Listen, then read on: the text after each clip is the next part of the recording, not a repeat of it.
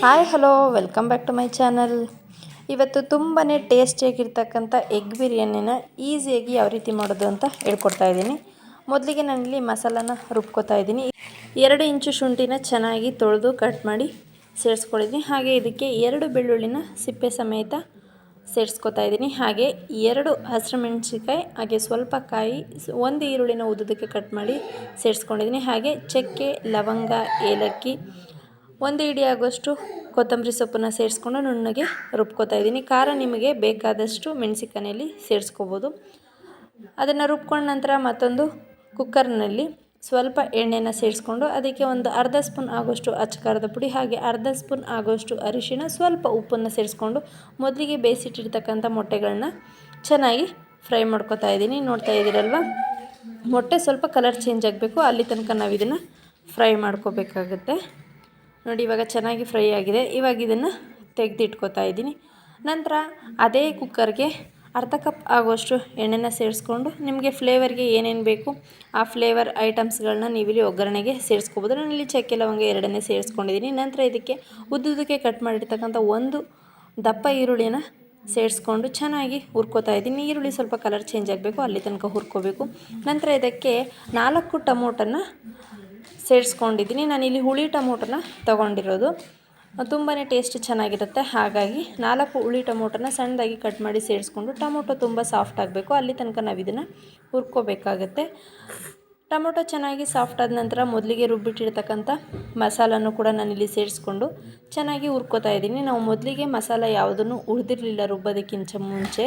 ಹಾಗಾಗಿ ಮಸಾಲೆಯಲ್ಲಿರ್ತಕ್ಕಂಥ ಹಸಿ ವಾಸನೆ ಎಲ್ಲ ಹೋಗೋ ತನಕ ನಾವಿಲ್ಲಿ ಮಸಾಲೆನ ಚೆನ್ನಾಗಿ ಹುರ್ಕೋಬೇಕಾಗುತ್ತೆ. ನೋಡ್ತಾ ಇದ್ದೀರಲ್ವ.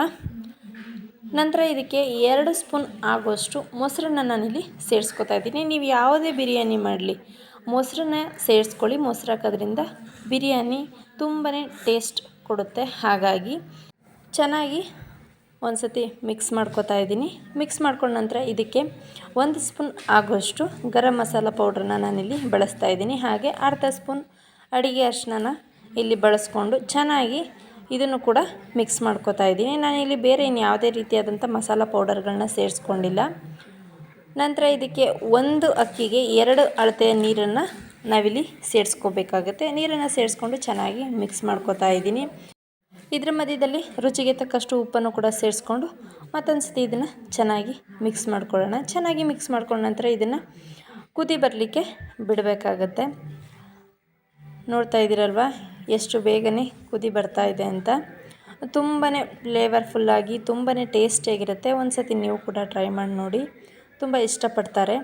ಹಾಗಾಗಿ ನಂತರ ಇದಕ್ಕೆ ನೀರು ಚೆನ್ನಾಗಿ ಕುದ್ದ ನಂತರ ಮೊದಲಿಗೆ ತೊಳೆದು ಇಟ್ಕೊಂಡಿರ್ತಕ್ಕಂಥ ಅಕ್ಕಿನ ಸೇರಿಸ್ಕೊಂಡು ಚೆನ್ನಾಗಿ ಇದನ್ನು ಮತ್ತೊಂದು ಸತಿ ಮಿಕ್ಸ್ ಮಾಡ್ಕೊತಾ ಇದ್ದೀನಿ. ನಾವು ಈ ರೀತಿ ಅಕ್ಕಿ ಹಾಕಿದ ನಂತರ ಈ ರೀತಿ ಮಿಕ್ಸ್ ಮಾಡಲಿಲ್ಲ ಅಂತಂದರೆ ಅಕ್ಕಿಯೆಲ್ಲ ಕೆಳಗಡೆ ಕೂತು ಅನ್ನ ಬೇಗ ಸೀದೋಗ್ಬಿಡುತ್ತೆ. ಹಾಗಾಗಿ ಒಂದು ಸತಿ ಚೆನ್ನಾಗಿ ಮಿಕ್ಸ್ ಮಾಡ್ಕೊಳ್ಳಿ. ಮಿಕ್ಸ್ ಮಾಡ್ಕೊಂಡ ನಂತರ ಇದಕ್ಕೆ ಮೊದಲಿಗೆ ನಾವು ಫ್ರೈ ಮಾಡಿ ಇಟ್ಕೊಂಡಿರ್ತಕ್ಕಂಥ ಬೇಯಿಸಿರುವಂಥ ಮೊಟ್ಟೆಗಳನ್ನ ಇಲ್ಲಿ ಸೇರಿಸ್ಕೊಂಡಿದ್ದೀನಿ. ಹಾಗೆ ಇದಕ್ಕೆ ನಾನಿಲ್ಲಿ 2 ಹಸಿ ಮೊಟ್ಟೆನೂ ಕೂಡ ಒಡೆದು ಸೇರಿಸ್ಕೊಂಡಿದ್ದೀನಿ. ಮೊಟ್ಟೆ ಸೇರಿಸಿದ ನಂತರ ನಾವಿಲ್ಲಿ ತಿರುಗಿಸ್ಲಿಕ್ಕೆ ಹೋಗಬಾರ್ದು, ಹಾಗೆ ಬಿಡಬೇಕು. ನಂತರ ಇದಕ್ಕೆ ಸಣ್ಣದಾಗಿ ಕಟ್ ಮಾಡಿರ್ತಕ್ಕಂಥ ಕೊತ್ತಂಬರಿ ಸೊಪ್ಪನ್ನು ಸೇರಿಸಿ ಲಿಡ್ನ ಕ್ಲೋಸ್ ಮಾಡಿ 2 ವಿಷಲ್ಸ್ ಬಡಿಸ್ಕೊಂಡ್ರೆ ತುಂಬಾ ಟೇಸ್ಟಿಯಾಗಿರ್ತಕ್ಕಂಥ ಬಿರಿಯಾನಿ ರೆಡಿ ಆಗುತ್ತೆ. ನೋಡಿ, ಇವಾಗ ಕಂಪ್ಲೀಟಾಗಿ ಕೂಲಾಗಿದೆ ಕುಕ್ಕರು. ಇವಾಗ ನಾನು ಇದನ್ನು ಓಪನ್ ಮಾಡಿ ತೋರಿಸ್ತಾ ಇದ್ದೀನಿ.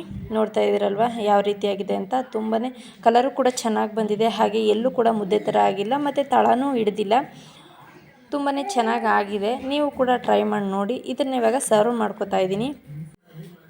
ಯಾವಾಗಲೂ ಒಂದೇ ಥರ ಚಿಕನ್ ಬಿರಿಯಾನಿ ಮಾಡಿ ಬೋರ್ ಆಗಿದ್ದರೆ ಒಂದು ಸತಿ ಈ ರೆಸಿಪಿನೂ ಕೂಡ ಟ್ರೈ ಮಾಡಿ. ತುಂಬಾ ಡಿಫ್ರೆಂಟ್ ಟೇಸ್ಟ್ ಕೊಡುತ್ತೆ. ಹಾಗೆ ತುಂಬಾ ಟೇಸ್ಟಿ ಅಂತ ಕೂಡ ಅನಿಸುತ್ತೆ. ಮಾಡೋದಕ್ಕೂ ಹೆಚ್ಚು ಸಮಯ ಹಿಡಿಯೋದಿಲ್ಲ. ಹಾಗೆ ಕಡಿಮೆ ಇಂಗ್ರೀಡಿಯೆಂಟ್ಸ್ಗಳಲ್ಲಿ ಸುಲಭವಾಗಿ ಮಾಡ್ಬೋದು.